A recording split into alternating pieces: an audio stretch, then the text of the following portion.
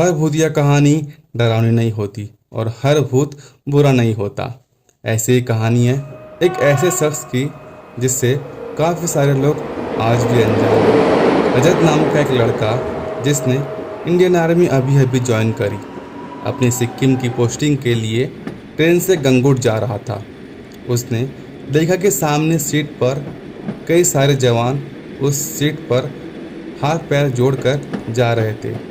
वह सीट एकदम खाली थी और सीट के नीचे दो बड़े बड़े बैग्स रखे हुए थे। रजत को कुछ समझ नहीं आया तो वह अपनी आंख बंद करके सो गया। आधी रात को जब उसकी नींद खुली तो सामने देखा कि एक आर्मी के यूनिफॉर्म में बैठा एक लड़का था जो उसी खाली सीट पर बैठा था और रजत को एक हल्की सी मुस्कुराहट के साथ देख रहा था। उसे देखते ही रजत थोड़ा घबरा गया और उठकर बैठ गया। रजत ने जब उस लड़के से पूछा, क्या वह सीट तुम्हारी है? तो उस लड़के ने आंखों के इशारों से उसे हाँ कहा। फिर रजत ने पूछा कि वह लड़का कौन है और लोग उसकी सीट पर हाथ जोड़कर क्या कर रहे थे। इस बात पर उस लड़के ने कोई जवाब नहीं दिया। रजत ने फिर पूछा। एक मुस्कान लिए उसे देखता रहा।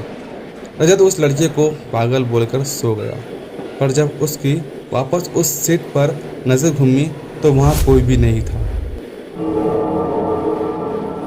रजत को यह सब बहुत अजीब लग रहा था। सारी रात वह उस लड़की के बारे में सोच सोच कर सो नहीं पाया और उसकी खाली सीट को घूरता रहा। सुबह हुई और जब स्टेशन आया तो कुछ आर्मी ऑफिसर्स उस लड़के के सीट के नीचे रखे दो बैग्स लेने आए। रजत से रहा नहीं गया और जब उसने बाकी ऑफिसर्स से उस लड़के के बारे में पूछा तो उसके होश उड़ गए। उन ऑफिसर्स ने बताया कि वह सीट बाबा हरभजन सिंह की है, जिनकी 1968 में मौत हो चुकी थी।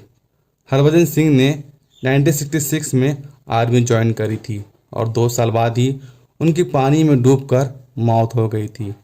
3 दिन तक जब उनकी लाश नहीं मिली तो उनके बाकी फौजियों ने उन्हें भगोड़ा घोषित कर दिया था। फिर एक रात वह अपने दोस्त के सपने में आए और उनका शरीर कहाँ मिलेगा उसका पता बताए। जब आर्मी ने रिसर्च किया तो उनका शरीर उसी एग्जैक्ट जगह पर मिला। तब से लेकर आज तक हरभजन सिंह अपने फौजियों के सपनों में आकर उन्हें दुश्मनों के प्लान्स के बारे में पहले से ही बता देते हैं। इसी तरह वह इंडो चाइना की बॉर्डर पर पिछले 40 साल से अपने देश की रक्षा करते आए हैं। कहते हैं रात में अगर फौजियों की आंख लग जाए तो उनको चांटा मारकर उन्हें जगा देते हैं।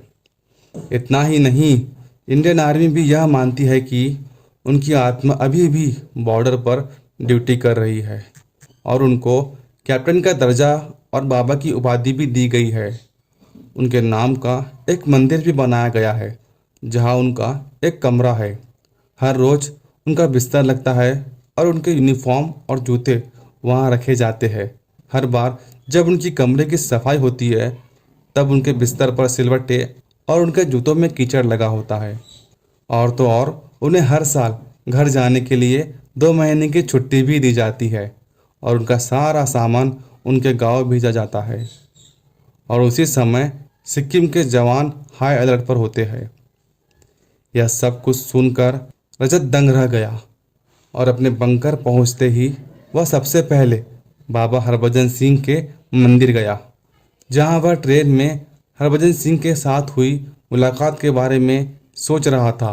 सोचते सोचते एक बार फिर हरभजन सिंह की छवि उसके सामने आई। रजत को एक मुस्कान देकर उसके सामने से गायब हो गए।